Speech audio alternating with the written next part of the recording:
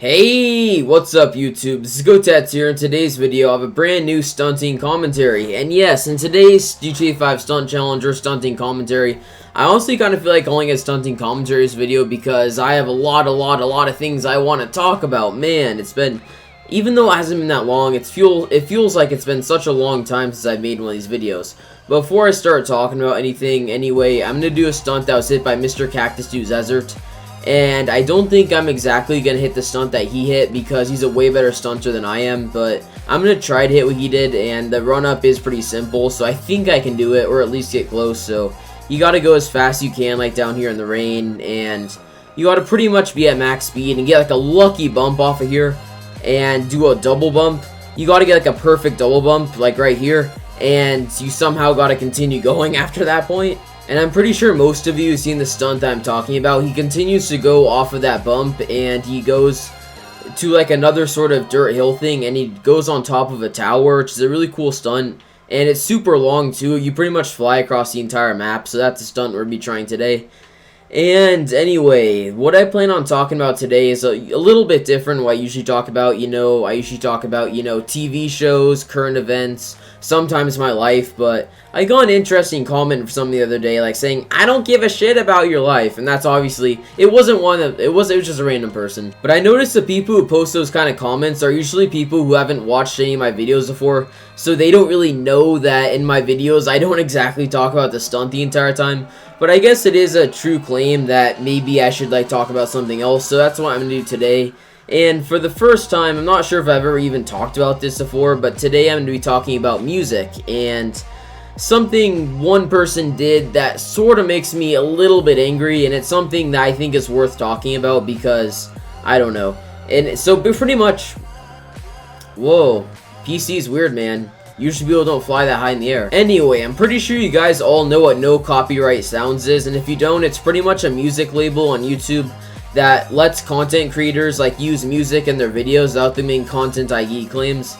And they're even more useful now than ever because YouTube's been crazy lately with the content ID system. I mean, usually I get one of my videos content ID claimed every single week, and that just means I can't monetize the video that I put the hours in to make and stuff. So their record label of No Copyright Sounds is becoming increasingly useful because of the weirdness of YouTube. You know how you get copyright claims for pretty much anything. And I'm going to be talking about one person who signed to their record label. And this person is, of course, Alan Walker, and he is the owner of the most viewed song on their channel. Fade, I'm pretty sure, is the first song they made, and Fade became incredibly popular. And I'm pretty sure if you go to 50% of YouTube videos, you'll find Fade in the background or their outro or something. Anyway, the song's pretty much everywhere, and I think it has 54 million views. And he made two other songs that have a similar bass line and stuff, and they got popular too. I guess people like the sound he made because he sort of had a sound to his song that a lot of people didn't, so I guess that's why people like it, and I guess that's okay. But there is one thing that he did recently that I don't necessarily agree with. Now, I don't hate the guy for it. I don't know him personally, obviously, because he's a music producer that lives an ocean away from me. I don't really know who the guy is, but if you guys look on Spotify or iTunes and stuff right now, you'll find a new song, a quote-unquote new song that this guy made called Faded. And I was really interested when I saw this. At first I didn't even think it was the same guy because I didn't think someone who makes no copyright beats or something would get a spot on the iTunes, because iTunes is the home of copyright thing. But then after I listened to the song on Spotify and look into it, pretty much what this guy did was add a vocalist to his song that he didn't even credit. It's pretty much Fade in its entirety, the song Fade that he made about 1 or 2 years ago, and all he did was add vocals of a vocalist who he didn't even credit in the song, it wasn't even featured or anything, and then he released it, and bam, the song's even more popular now than before. So I don't know, there's something about this that kind of annoys me. I'm not sure if you guys know what I'm talking about. It just feels like he really didn't even do any work, and he's releasing something he already did for a second time to get more money or something. I'm sort of coming on this from sort of a business perspective. I mean, if this guy wants to add a vocalist and re-release his song, I mean, at least he should credit the vocalist. That's probably the main thing that annoyed me, because I actually like the vocals in the song, and whoever did the vocals did a really good job. But I really just don't like how he didn't credit her at all, whoever the vocalist was. And I still don't know to this day, who the vocalist in this quote-unquote new song, Faded, is because Alan Walker didn't even bother crediting her. And he made it seem like it was his his own song, and unfortunately, this isn't the only time that I've seen people not credit, like, other people properly. Like, if you guys have heard this other electronic music producer, Asus, I'm pretty sure I'm saying that right, it might be a VC, but whatever, when he releases all of his songs, most of them have vocals in it because he's become quite popular. He hasn't really been doing anything recently, but he's become quite popular off of a few songs.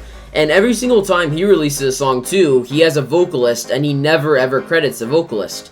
And that's just like, even though the vocalist does a huge part in the song, like, I feel like it's the right thing to do to credit them, because they're a huge part of why whatever song you have is popular, is because they had vocals, and vocals appeal to the mainstream, and that's kind of what makes a song popular. And when the person who made the song has the guts to not even mention whose song, I mean, like, I don't even know what the person is getting out of this. Now, I know pretty much what happens in this. It's pretty much like the DJ gives the vocalist a ton of money to go unnamed, but I don't really agree with the whole thing. I still think even if the vocalist is giving money, it's not right for someone to play such a big part into something. And this goes for anything, like games, like movies, or anything. For someone to play such a huge role in something's creation, and like not be credited in the slightest for doing it, and it's just wrong, I think. And some people are gonna be like, hey, why the fuck should I care? Like, I know there's gonna be a few people who are like that, but I mean, I don't know, I care about it, and that's the reason why I'm talking my videos. Like, I mean, I'm not trying to sound like bad. I don't know, I don't even know how to explain this. It's just, I don't even know why it annoys me. It's rude, like, it's weird, like these things, I don't know, just certain things like this, and like things that probably don't even matter that much, just sort of bother me, and I don't know, I guess talking about it on here kind of helps me deal with it and stuff. Anyway, enough of that. I think I've said what I need to say about that, and I really hope no one like really strongly disagrees with me on that, because I think it's sort of a rational claim. But anyway, I'm not going to talk about that anymore. And besides that fact, it's been a pretty normal Monday, besides the fact that, if you guys have noticed throughout this entire video, I'm having a really hard time talking today for some reason. There'll be some days when I'm trying to record a commentary like this one, and I'll be quite literally like choking on my tongue trying to talk, and it's really frustrating because I don't really want to spend the time like cutting that stuff out. Not that I don't have the time, but just like a lot harder when you say something and you like sort of like screw up, like and you have to cut that stuff out because you generally have no idea where that stuff is in the video, and you have to go back and find it, and it's like, come on, do I even have time for this?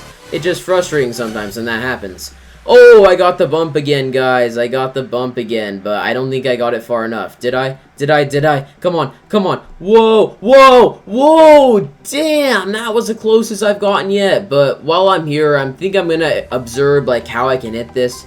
Now, I'm pretty sure what Mr. Cactus Do Desert is he went up this part, since that seems to like go you up the best. But yeah, I think I'm gonna try gliding to that part next time I get a chance.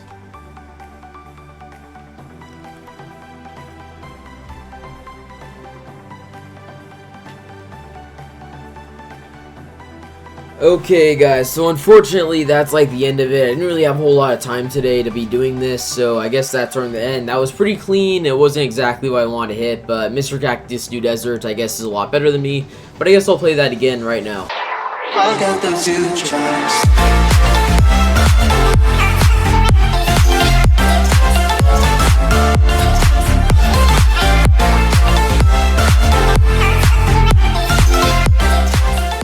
So I hope you guys did all enjoy this episode of GTA 5 Stunt Challenge. If you did, make sure to leave a like on it since it does help a lot. And also, be sure to subscribe to my channel for daily GTA 5 content and more.